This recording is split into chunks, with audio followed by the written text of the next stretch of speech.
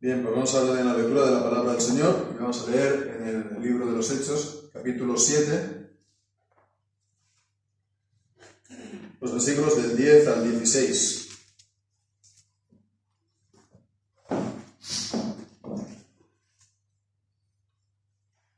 Perdón, desde el 9 al 16.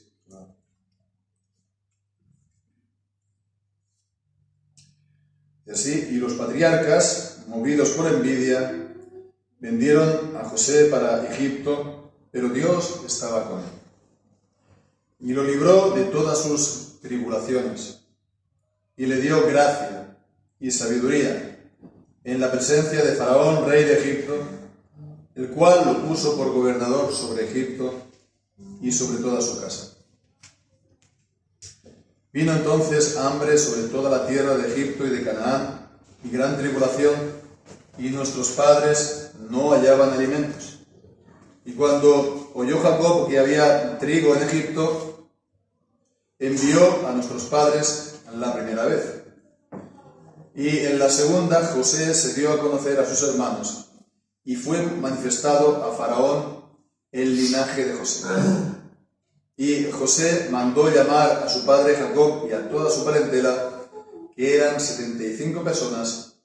Así descendió Jacob a Egipto, y murió él y nuestros padres, y fueron trasladados a Siquem, y puestos en el sepulcro que por una suma de dinero Abraham compró a los hijos de Hamor, padre de Siquem.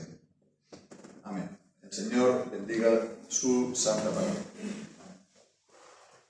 Continuamos entonces con este testimonio, este mensaje, este discurso, predicación de Esteban ante el concilio, el Sanedrín de los judíos, en la que él va a hacer este repaso de la historia de los padres, los patriarcas, de la historia de Israel, del Antiguo Testamento. Y bien, hemos, por supuesto, de tener presente que los que lo escuchaban conocían perfectamente la historia de José, tanto de José como de Abraham, de Moisés, ¿no? Conocían perfectamente las escrituras del Antiguo Testamento, por lo cual nos podemos un poco imaginar, ¿no? La escena, la situación que Esteban empieza a hacer este recorrido por la historia de los patriarcas, de Abraham, de José y sus hermanos, de Moisés, ¿no? Y bueno, la actitud de la gente que lo estaría escuchando, ¿no? A ver qué nos va a contar ¿no? A ver qué nos va a contar de nuevo. A ver qué nos va a contar que nosotros no sepamos ya, ¿no? Entonces es bueno porque, los detalles que aquí nos dice José, seguro, ¿no? Nos está mostrando su intención y el enfoque que él da a la historia de José. A ver si lo podemos ver con la ayuda del Señor.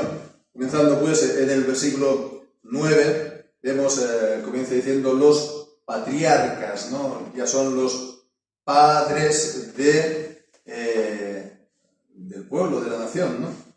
Entonces no los llama como los hijos de Jacob, ¿no? No los llama tampoco por sus nombres, sino los patriarcas. Aquí también llama la atención esto, que los llame así, de esta manera también. Así lo llama cuando dice que en el versículo 15, así descendió Jacob a Egipto y murió él y nuestros padres. Los patriarcas, los padres de Israel, con lo cual podemos ver como que aquí también había esta intención, ¿no? Que los patriarcas en principio, no eran precisamente un dechado de virtudes, ¿no? No eran los patriarcas los padres de la nación israelita, ¿no? Ejemplos de hombres de fe, ni fieles, ni leales, ¿no? Sino realmente todo lo contrario, vemos, movidos por envidia, ¿no? Dice el proverbio, ¿quién podrá estar delante de la envidia? La envidia, una de las expresiones de la Biblia para la envidia es el ojo malo, es mirar con un mal ojo a los demás, mirar pues con un mal ojo lo que ellos reciben de bien, o sus, digamos, capacidades, o sus cosas buenas, ¿no? Es entonces hacer la comparación, ¿no? Porque él sí y yo no, ¿no?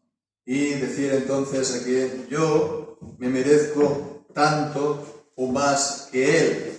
Entonces vemos que está presentando las cosas, ¿no? Sobre la cuestión del merecimiento, del mérito. Y bueno, pues aquel que realmente esté pensando de esta manera de sí mismo, pues es terreno abonado, presa fácil para la envidia, para los demás, porque está esperando recibir conforme a sus supuestos méritos, a sus supuestos merecimientos. Y cuando eso no sea así, seguramente no lo va a ser, ¿no? No nos va a venir todo de cara, ni todo nos va a salir del todo bien, ¿no? Cuando veamos el bien en los demás, vamos a arder de envidia. Pero cuando uno realmente ha desechado toda noción de mérito para con Dios, uno reconoce enteramente que Él es el culpable de muchos pecados y que no es digno de la menor de las gracias de Dios. Entonces no va a estar esperando los bienes de esa manera, y si los ve en la vida de los demás se va a agradar. Entonces en el fondo vemos que el remedio para la envidia no es un tratamiento, digamos, que tenemos que hacer autopsicologizarnos, no es algo que tenemos que animarnos a nosotros mismos, no es una terapia humana más, es ponernos en el terreno de la gracia, ¿no? Y renunciar a todo tipo de reclamación sobre base de méritos. Entonces vemos lo grave es que fue envidia a su propio hermano. Está también la situación de la familia de Jacob. Ya sabemos que tenía pues una situación familiar del todo extraña y muy turbia, ¿no? Como que tenía dos hermanas y además rivales entre sí como esposas, y además de ellas sus criadas, y Jacob tuvo hijos con cada una de ellas, y entonces se estableció también entre los hijos esta rivalidad entre los hijos de la mujer amada, los hijos de la mujer aborrecida. Los hijos de la mujer amada pues eran menos, los hijos de la mujer aborrecida eran más, y después estaban los hijos de las criadas, que sería como un poco del montón, ¿no? De segunda categoría, y se establecen entonces esas relaciones. Y bueno, pues vemos que esto es algo también muy negativo en las familias, cuando se establecen este tipo de relaciones, ¿no? Entre hermanos, y sobre todo por parte de los padres, ¿no? Que a lo mejor pues, destacan a uno o prefieren a otro, ¿no? O incluso los padres, ¿no? O uno de ellos, el padre o la madre, prefieren a los hijos en general, ¿no? Antes que el marido o la mujer. Aunque bueno, esa es otra cuestión, pero es para ver que realmente este tipo de cosas es bueno, engendra estas situaciones que no son nada buenas. Bueno, pensamos toda la historia de José, cómo él tuvo los sueños, cómo él tenía revelaciones, cómo el Señor le había anunciado por adelantado que él iba a ser destacado por encima de sus hermanos y que incluso sus padres lo iban a honrar y ellos ardieron de envidia en vez de reconocerlo. Seguramente también por su parte hubo una falta de sabiduría, ¿no? De decirlo pues así alegremente, y bueno, pues esto es algo propio de la juventud. La juventud pues tiene la fuerza, pero no tiene la inteligencia, no tiene la prudencia, y sin duda, si yo miro atrás, hablando yo en primera persona por lo menos, ¿no? Pues uno dice, madre mía, ¿no? ¿Cómo hiciste eso, ¿no? Algo que es muy común. Este fallo de José, pues vemos aquí, no sé, si él estaría pensando en la reacción de los demás, ¿no? Hemos de pensar también, pues, en todo esto. Si todo lo que decimos de nosotros mismos, ya sea la palabra, ya sea por otras obras, cómo esto va a ser recibido por los demás, ¿no? Porque ya no es solamente la cuestión de, bueno, pues de envidiar, ¿no? Sino también pues la cuestión de mostrarse uno mismo, ¿no? Y a lo mejor despertar este tipo de cosas, ¿no? En los demás. Pero bueno, se achaca esto pues no tanto a la maldad, sino a la juventud, a la inexperiencia en el caso de José. Y sobre todo, aquí está la cuestión. Aquí está lo que él destaca sobre todo. Todo eso que hemos estado diciendo aquí, nosotros lo hemos estado explicando para poner el contexto, pero él no está diciendo nada de esto, muy poco de esto. Él, lo que sobre todo José está destacando, pero Dios estaba con él. Dios estaba con él. Dios estaba con José cuando sus hermanos lo quisieron matar y lo echaron a una cisterna. Dios estaba con él y los libró, ¿no? Porque no sé si fue Judá o Rubén, fueron los dos tal vez, que lo libraron, ¿no? Y convencieron al resto de que no lo mataran, sino que lo vendieran a los ismaelitas. Dios estuvo con él cuando lo vendían como esclavo. Qué situación, ¿no? Él estaría pensando eso. Me venden como esclavo por 4 chavos, ¿no? Ahora aquí, ¿qué va a ocurrir, no? ¿A dónde voy a ir a parar? Pues Dios estaba con él en ese mismo día, esa misma mañana o esa misma tarde que lo estaban viendo, o cuando él entró por primera vez a la casa de Potifar, ¿no? Dios estaba con él cuando comenzaba él a trabajar, ¿no? Nos podemos imaginar el primer día, ¿no? De servicio allí, ¿no? Todo el miedo, todo el temor que él podría tener. Y sin embargo, el Señor estuvo con él y lo prosperó. Dios estaba con él en que todas las cosas que él hacía salían bien. Y no una, ni dos, sino una y otra vez. Y lo prosperaba de esa manera.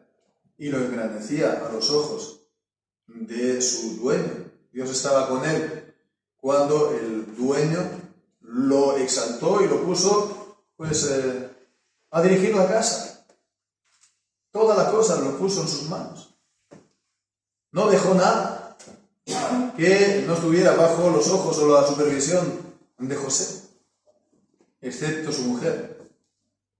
Y su mujer también puso sus ojos en José, por la juventud, también porque veía pues, sería un buen chico, ¿no?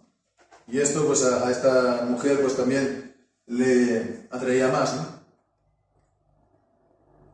Y bien, pues entonces Dios estuvo también con él para no caer en las repetidas provocaciones, solicitudes de esa mujer.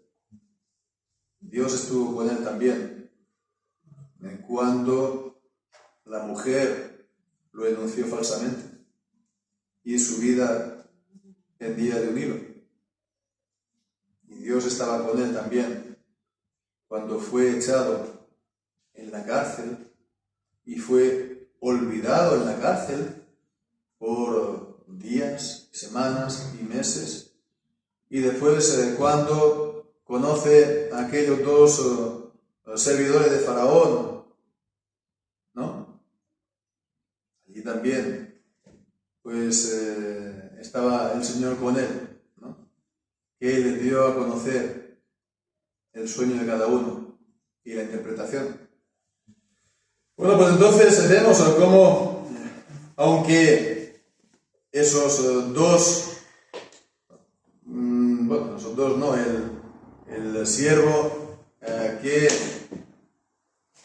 el copero, ¿no? Fue el que lo olvidó, quien lo olvidó, ¿no? Pues olvidara de él. El Señor estuvo con él porque ese olvido fue para bien. Porque José haría acto de aparición delante del faraón en el momento necesario, en el momento previsto por Dios, para también anunciar a Faraón el significado de su sueño, de las espigas gordas y estrechas y las vacas gordas y también pues flacas.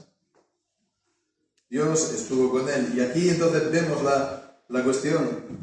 Cuando lo echaban los hermanos a la cisterna y querían acabar con su vida, o cuando fue vendido por los ismaelitas en Egipto, nadie lo veía así.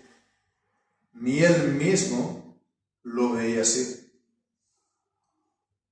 Y sin embargo, todo esto fue el camino que había preparado Dios. ¿Para qué? Para que él llegase a lo más alto.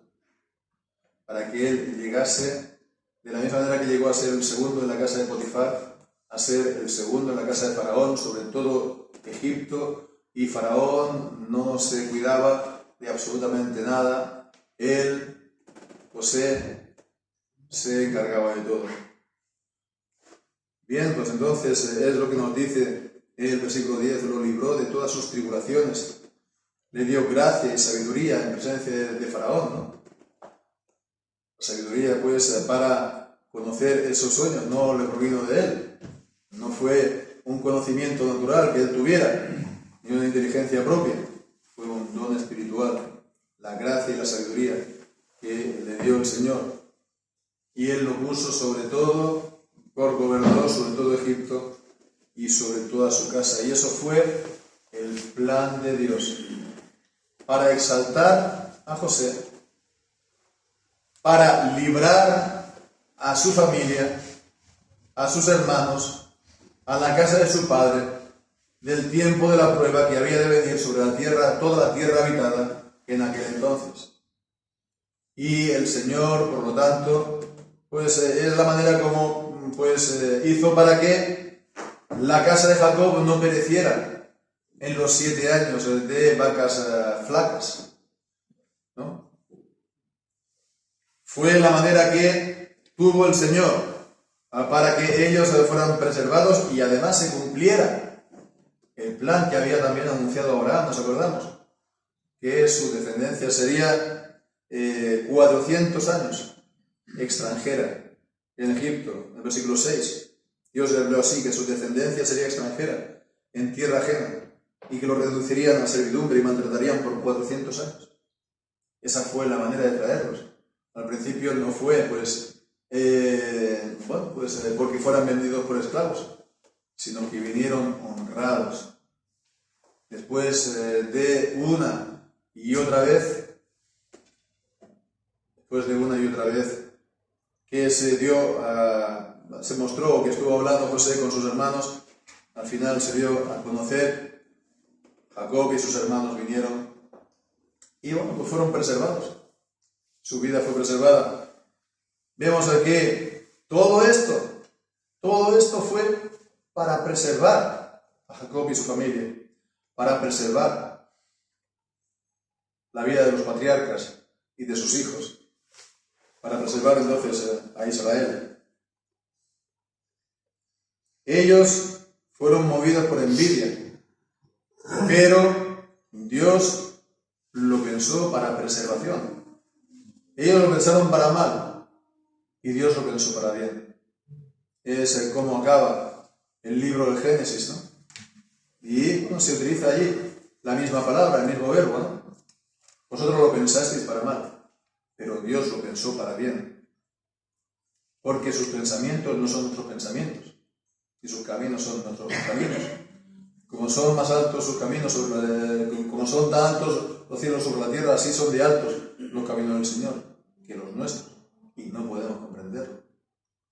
Pero, eso sí, hemos de creer y hemos de confiar que aunque no vemos las cosas, el Señor tiene cuidado de nosotros, que el Señor lo tiene todo preparado para bien, porque el Señor sabe los pensamientos que tiene para nosotros, pensamientos de paz, ¿no? Para darnos el fin que esperamos. Y no lo vemos cuando estamos, ¿verdad?, en medio de la tribulación y cuando estamos en la cisterna seca, o cuando entramos en la casa de Potifar, o cuando estamos echados en la cárcel y olvidados de todo el mundo. Pero no estamos olvidados de Dios. Y estos son el camino y los pasos que Dios ha querido que sean necesarios. ¿Para qué? Para después sacarnos a abundancia. Para sacarnos a lugares deleitosos y para preservación de vida nuestra y de los demás a nuestro alrededor. Y en todo esto pues vemos que José está mostrándose así a nosotros como un ejemplo en el sentido de un patrón, de un modelo, ¿verdad?, de un tipo. Porque vemos aquí que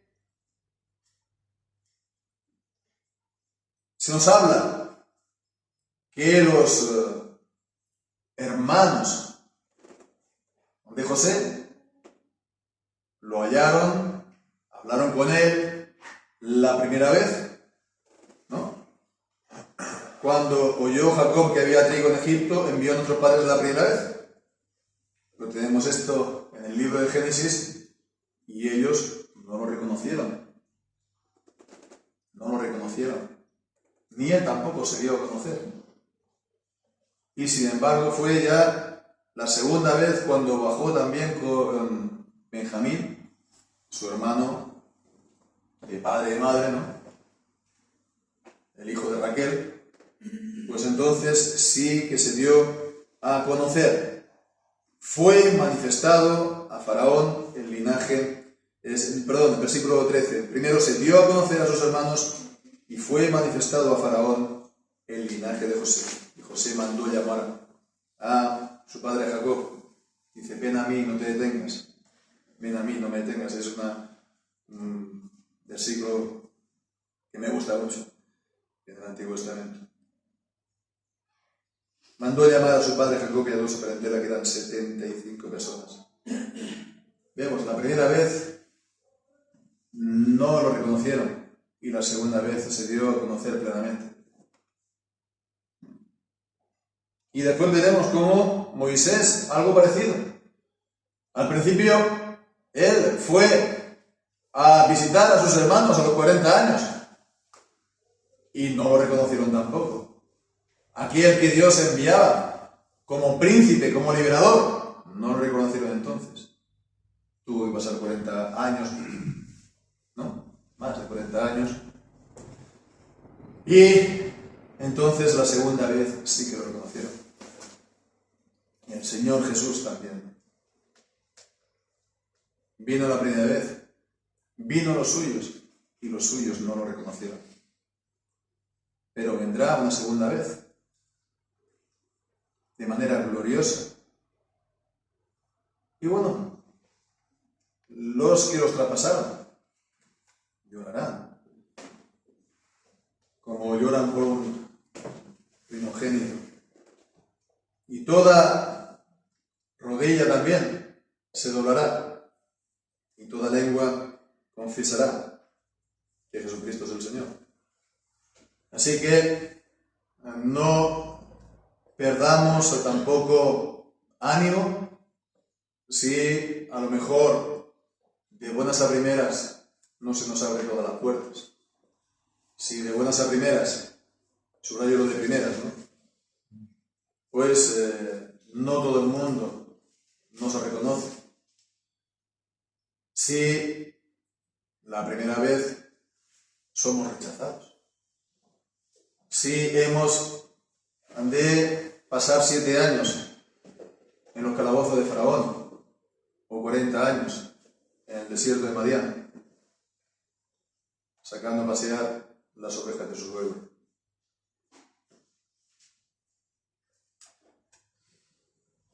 Qué bueno sería, ¿no?, que a la primera, de buenas y primeras, ¿no?, subrayo de nuevo, a primeras, todo el mundo nos reconoce. Y qué bueno sería que a los 20, 25 años, pues tenemos no sé, no digo un futuro deslumbrante, sino un presente maravilloso, ¿verdad? Y hemos llegado, digamos, al estrellato, por así decirlo, ¿no? No voy a decir que los que lo consigan, por así decirlo, pues esté mal. Qué bueno sería que así sea. Pero el Señor es sabio y sabe lo que nos conviene. Y no es buena la vanagloria, ni es buena tampoco la gloria anticipada. Y sobre todo, no hemos de rechazar o tomar como una carga el camino también del Señor Jesucristo, porque el Señor Jesucristo vendrá con gloria y será glorificado, pero antes fue rechazado y tomó su cruz. Así pues, nosotros hemos de seguir en sus pisadas y hemos de no rechazar su cruz, ni rechazar el ser rechazados incluso, o el no ser valorados antes de tiempo. El Señor lo hará a su tiempo y será sin duda mayor y mejor que cualquier cosa que nosotros hubiéramos podido imaginar. ¿Quién se lo habría imaginado, no? José se lo habría imaginado, sus hermanos se habrían imaginado, él, el segundo después de Faraón. ¿Qué cosas tiene el Señor preparado para sus siervos? ¿Qué cosas tiene Él preparado para sus hijos? Así que animémonos, ¿no? Y sigamos adelante. Que el Señor tiene, lo que hemos dicho, propósitos de paz y propósitos también de bendición para nosotros y para el pueblo, para la Iglesia, para el pueblo del Señor Jesucristo. Pues que les sea que el Señor bendiga su santa palabra. Amén.